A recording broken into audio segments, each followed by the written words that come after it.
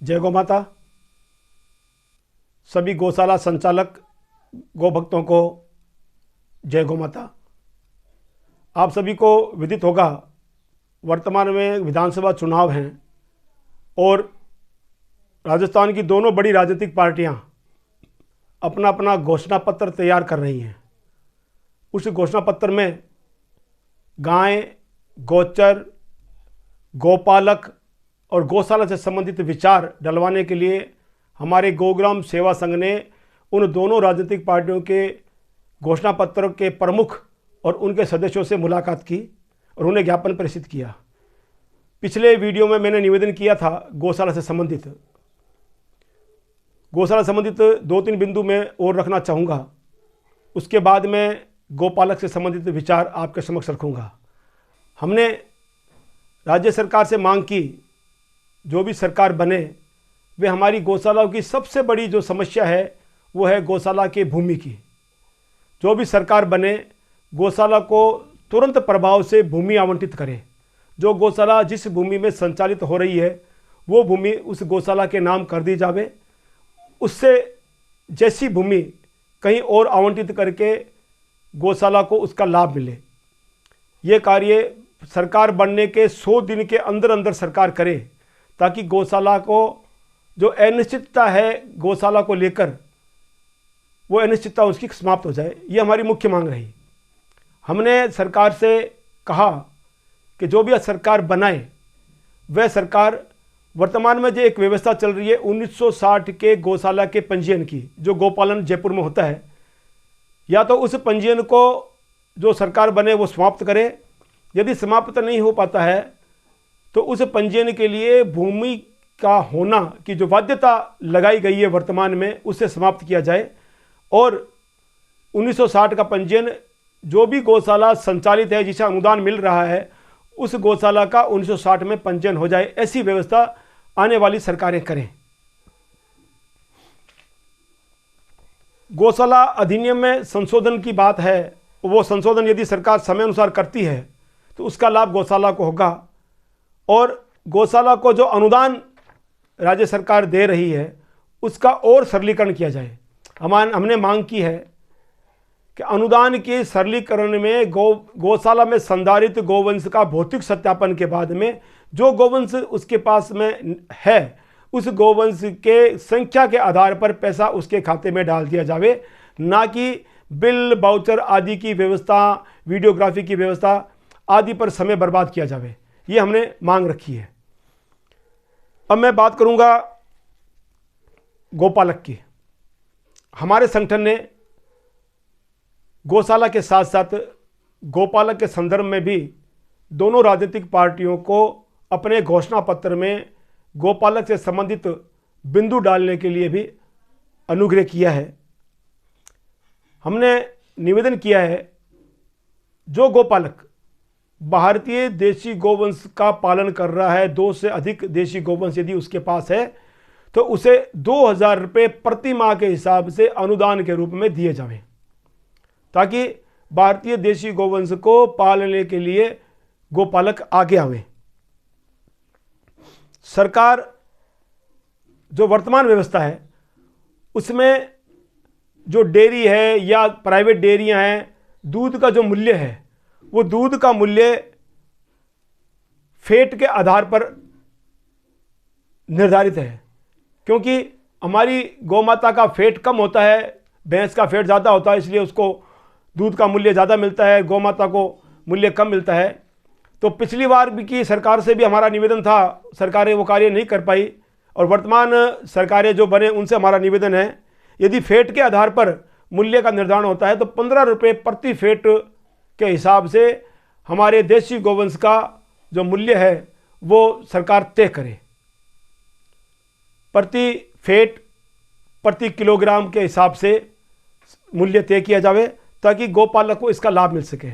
और हमने विशेष मांग की है कि गौमाता का जो दूध है उसकी गुणवत्ता के आधार पर उसका मूल्य तय किया जावे। A2 और A1 मिल्क का सरकार उसका निर्धारण करे कि कौन सी गाय का दूध है जो A2 है और कौन सी गाय का दूध A1 है, A1 दूध का मूल्य कम किया जावे और A2 दूध का गुणवत्ता के आधार पर उसका मूल्य अधिक लिया जावे, ऐसा सरकार तय करे और इसकी MSP भी तय कर दे दूध की, ताकि दूध का मूल्य यदि सही मिलेगा गोपालक को तो गोपालक देशी गोवंश पालेगा। राज्य सरकारें जो बने वो देशी गोवंश प्रोत्साहन योजना का प्रारंभ करें। गोपालक को जो देशी गोवंश पालता है, जिसके पास में 10 से अधिक देशी गोवंश है या 20 से अधिक देशी गोवंश है, उनको सरकार ग्राम स्तर पर, पंचायत समिति स्तर पर, तहसील स्तर पर, जिला, संभाग और राज्य स्तर पर सम्मानित करे। एक ऐसी योजना चलाए ताकि देशी गोवंश पालने वालों के प्रति सरकार का यदि सकारात्मक रवैया रहेगा तो देशी गोवंश पालने वाला व्यक्ति भी आगे बढ़ेगा। गोपालक योजना के अंतर्गत अभी क्या हो रहा है, एक सरकार ने स्कीम की है सेक्स सीमन की। यदि सेक्स सीमन, जिसमें सरकार का यह कहना है कि ये सीमन लगाने के बाद में, इससे AI करवाने के बाद में आपके बछड़ी ही पैदा होगी, उस सेक्स सीमन की अभी जो रेट है वो बहुत ज़्यादा है। सामान्य गोपालक उस रेट को वहन नहीं कर पाता, इसलिए सेक्स सीमन कम रेट पर उपलब्ध करवाया जाए। जो भी गोपालक ज़्यादा गोवंश का संचालन करता है, ज़्यादा गोवंश की दुग्ध डेयरी का संचालन करता है, उसे बिना ब्याज का 1 लाख रुपए का एक मुश्त ऋण देने की व्यवस्था राज्य सरकार करे। प्रदेश में पशुओं और गोपालक का स्वस्थ शिविर लगाकर उनका स्वास्थ्य परीक्षण करवा के राज्य सरकार जो बने वो स्वस्थ गोवंश स्वस्थ कार्ड बनाए। उससे उनकी पूरी की पूरी हाइजेनिक डिटेल्स राज्य सरकार के पास आ जाएगी और उससे गोवंश का ज़्यादा वृद्धि हो पाएगी, दूध बढ़ पाएगा, स्वास्थ्य अच्छा रह पाएगा। इस विषय की व्यवस्था करें। कामधेनु जो योजना है भारत सरकार की, उसका वास्तविक रूप में संचालन करें। जब से कामधेनु योजना लागू हुई है उसका वास्तविक रूप में संचालन नहीं हुआ। अब जो सरकारें बने, कामधेनु बीमा योजना का वास्तविक रूप में संचालन हो। गोपालक के हित जो नर गोवंश है उसके लिए बेल चलित कृषि पर सरकार ऋण व्यवस्था उपलब्ध करवावे, उन्हें अनुदान देवे। और बेल चलित कृषि है, उस कृषि के धान की MSP भी सरकार ज़्यादा तय करे सामान्य धान से। जो खेती ट्रैक्टर के द्वारा की जाती है, जो खेती बैलों के द्वारा की जाए, उन दोनों का तुलनात्मक मूल्य निकालकर बैल के द्वारा की जाने वाली खेती का मूल्य सरकार अधिक देवे, ऐसी व्यवस्था करे। जैव नियंत्रक, कीट नियंत्रक, गोबर खाद, इसका मूल्यांकन सरकार करे और उसके लिए एक लैब सरकार बनावे। जो भी गोपालक गोबर गौमूत्र का उपयोग करता है, गोबर गौमूत्र की खाद बनाना चाहता है, उसका मानक तय करने की व्यवस्था राज्य सरकार करे और उसके बाद में सब्सिडी के आधार पर ये खादें उनको उपलब्ध करवाई जावे। और रासायनिक खादों पर सरकार सब्सिडी बंद करे, ऐसी व्यवस्था करे ताकि गोवंश की जो मुख्य मांग है और गोवंश के जो अन्य उपयोग हैं गोबर गौमूत्र के, उसका उपयोग सरकार करेगी तो जैविक कृषि तैयार होगी। जिस प्रकार पूर्ववर्ती सरकार ने बीकानेर के या राजस्थान के बहुत से जिलों को उन्होंने जैविक जिला घोषित किया था और उस पर कार्रवाई शुरू की थी, इस प्रकार यदि वर्तमान में नई सरकार बनती है वो भी जैविक जिला बनाए और उस पर जैविक रूप में कार्य हो, ऐसी व्यवस्था राज्य सरकार प्रशिक्षण के द्वारा करवाए। जो सरकारें बने वो गोपालक के लिए चारा संग्रहण भंडारण के लिए गोपालक को सस्ती दर पर अनुदान अथवा ऋण उपलब्ध करवाए, ताकि गोपालक अपने यहाँ पर संधारित गोवंश के लिए भंडारण की बड़ा गोदाम बना सके, शेड छप्पर बना सके, उसके लिए सरकार उन्हें अनुदान देवे, ऋण देवे, ऐसी व्यवस्था करे। अनुदान हेतु पिछली सरकार ने एक योजना शुरू की थी, गोपालक क्रेडिट कार्ड। उसमें उसको पैसा मिलता था कम ब्याज पर और इस प्रकार का पैसा मिलता था, जितना पैसा यूज करे उतना ही ब्याज लगता था। ऐसी योजना वापस वर्तमान सरकार गोपालक क्रेडिट कार्ड की लावे ताकि गोपालक को उसका लाभ मिल सके। जो भी राजस्थान का गोपालन है उसे राज्य आपदा प्रबंधन के तहत लावे। जैसे वर्तमान में लंपी जैसी महामारी आई, उस महामारी में गोपालक को बहुत बड़ा नुकसान हुआ, उस नुकसान का भुगतान राज्य सरकार ढंग से नहीं कर पाई, और जो भी भुगतान किया गया वो ऊंट के मुंह में जीरे के समान था।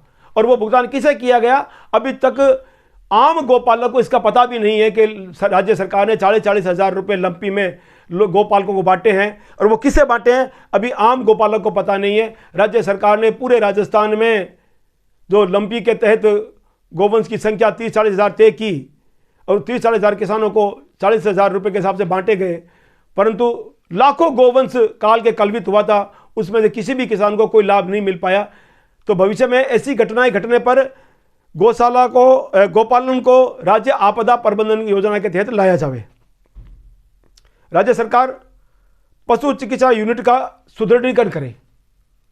अभी क्या है, राज्य सरकार के जो भी यूनिट बने हुए हैं, गाँव में चिकित्सालय बने हुए हैं, वहाँ पर पूरे उपकरण भी नहीं है, उनके पास मेडिसिन भी नहीं है, उनके पास में क्रिटिकल केस यदि कोई हो जाता है गोवंश का तो उसको उपचारित करने का भी उनके पास में उपकरण नहीं है। तो ऐसी यूनिटों का तैयार की जाए और उनका सुदृढ़ीकरण किया जाए, वहाँ पर ऐसे इक्विपमेंट रखे जाए तो गोपालक को वहाँ पर लाभ मिल सके, उसका चिकित्सा सुविधा मिल सके। राज्य प्रत्येक जिले में चारा बैंक बनाए। जब चारे का संकट आता है, कोई किसी तरह की महामारी हो जाती है, अतिवृष्टि हो जाती है, काल पड़ जाता है, तो चारे का संकट खड़ा हो जाता है, तो राज्य सरकार का दायित्व बनता है कि प्रत्येक जिले में एक बड़ा चारा बैंक बनाए, उससे सस्ती दर पर गोपालक को चारा उपलब्ध करवाया जा सके। यह सरकार बनने के 1 महीने के अंदर अंदर या 100 दिन की कार्यशैली में ही ये कार्य करवाया जाए। राज्य सरकार देसी गोवंश पालने वालों की सहकारी समिति बनाए और उन्हें डेयरी प्रबंधन, विपणन आदि का प्रशिक्षण दिया जाए। जैसे पिछली बार की सरकार ने काउ ब्रीडिंग यूनिट बनाई थी, काउ ब्रीडिंग क्लब बनाया था, उसी प्रकार अब सरकार बने तो एक देसी गोवंश ब्रीडिंग क्लब बनाया जाए और उस क्लब के लोगों को यथा उचित प्रशिक्षण देकर गाय को अधिक से अधिक किस प्रकार उपयोगी बनाया जा सके, इस पर राज्य सरकारें प्रशिक्षण प्रारंभ करें। ऐसी कुछ मांगे हमने गोपालक के हित में रखी है। और अब मैं निवेदन करूंगा, गोचर और ओरण इससे संबंधित जो विचार हैं जो हमारे अगले वीडियो में रहेंगे, आप सभी हमारे इस विषय को सुनते रहें, समझते रहें, और उसमें कुछ जोड़ना हो तो मेरे निजी नंबर पर फ़ोन करके मुझे बताएं, ताकि जो सरकारें बने उन्हें हम इस विषय से अवगत कराएं और गाय और गौशाला से संबंधित, गोपालक से संबंधित, गोचर से संबंधित विचार राज्य सरकार तक पहुंचाएं और उस पर काम करने की चेष्टा करें। धन्यवाद। जय गौ माता। नमस्कार।